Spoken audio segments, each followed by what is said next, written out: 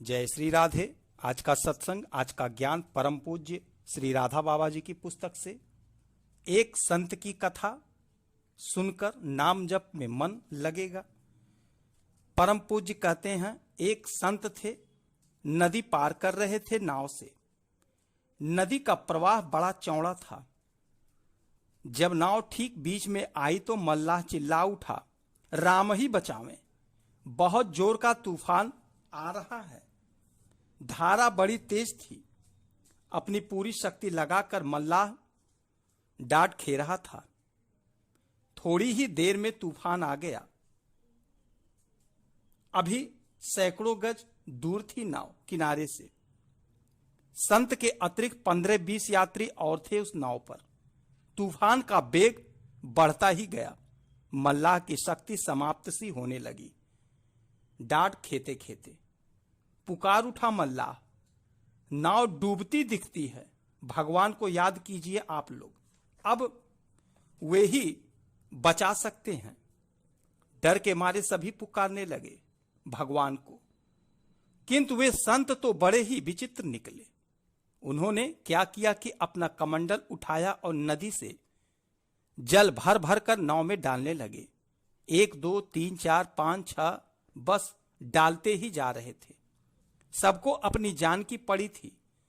त्राहि त्राहि नाथ सभी पुकार रहे थे। संत की ओर देखकर भी यात्री उन्हें इस चेष्टा से रोकने लगे। मल्लाह से नहीं रहा गया। संतों का भक्त होने पर भी वह बोल ही उठा, महाराज, नाव में पानी डाल डाल कर और जल्दी से क्यों डुबाना चाहते हो? पर कौन सुने। संत ने तो और भी शीघ्रता से पानी डालना जारी रखा। 2-3 मिनट बीतते बीतते मल्लाह चिल्ला उठा, महाराज जी, अब भगवान की कृपा तो ऐसी दिखने लगी है कि नाव किनारे लग सकती है, किंतु आप तो इसमें पानी भरकर डुबाने पर ही तुले हुए हो। है ऐसी ही बात कहकर संत ने अब नाव के भीतर जो पानी डाल चुके थे उसे बाहर कमंडल में भर भर कर फेंकने लगे। पसीने से वो लथपथ हो रहे थे, पर भीतर का पानी अब बाहर फेंकते ही जा रहे थे। लोगों ने समझा संत पागल है। आखिर नाव किनारे लग ही गई। यात्री भी उतरे। मल्लाह श्रद्धालु था। किसी भी संत महात्मा से उसने उतराई ली ही नहीं थी। गरीबों को वह यूं ही पार कर देता था। याचना तक उसने नहीं की थी, किसी से भी उतराई की। उसने अपने जीवन भर लोगों को जो देते थे उसी से उसका जीवन चलता था। अस्तु उसके मन में आया संत पागल होंगे, किंतु नाव तो पार लगी है इनकी उपस्थिति के कारण।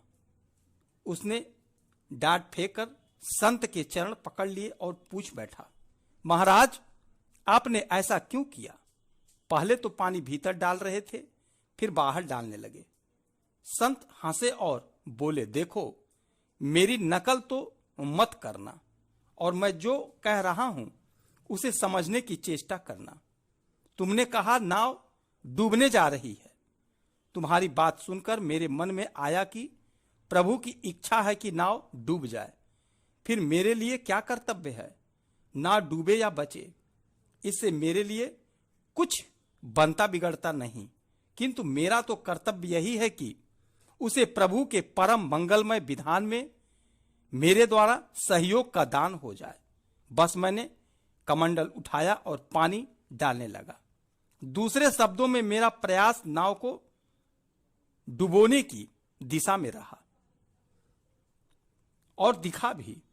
और फिर जैसे ही तुमने यह बात कही कि नाव के बचने की आशा है, बस उसी क्षण मेरा प्रयास नाव को बचाने की दिशा में हो गया। यह जानकर कि प्रभु नाव को बचाना चाह रहे हैं, बस प्रभु की मंगलमय इच्छा में अपनी इच्छा मिला दिया करो।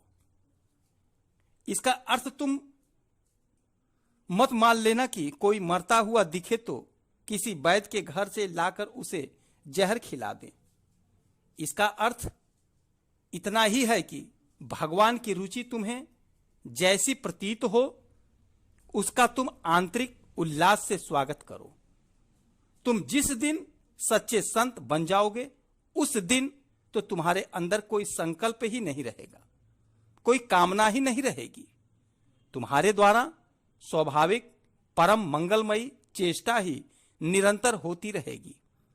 उससे पहले तुम्हें चाहिए कि जो भी फल रूप तुम्हें प्राप्त हो उसका आंतरिक उल्लास से स्वागत करो। प्राणों का उल्लास देकर मन ही मन पुकार उठो, प्रभु तुम्हारी मंगलमयी इच्छा पूर्ण हो। सारांश यह है कि तुम छोटी बातों के लिए तो कहना ही क्या है, अपने साथियों की मृत्यु की संभावना दिखने पर व्यवहारिक जगत में उससे बचाने के लिए सात्विक उपायों का आश्रय तो ले लो, पर भयभीत मत हो, अपितु परम उल्लास के साथ मृत्यु का स्वागत करना सीखो।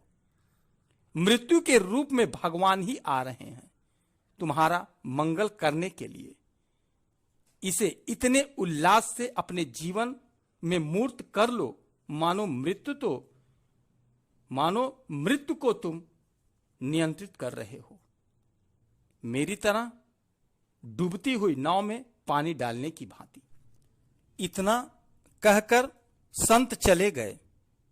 इस कथा से हमें यह भी सीखना चाहिए कि हम जिन्हें संत मानते हों उनकी चेष्टा में गुण दोष ना देखकर भूल कर भी उनकी नकल ना करके उनकी सात्विक आज्ञाओं के पालन में जुटे रहें। तभी संत का असली संग हमारे द्वारा होगा। जय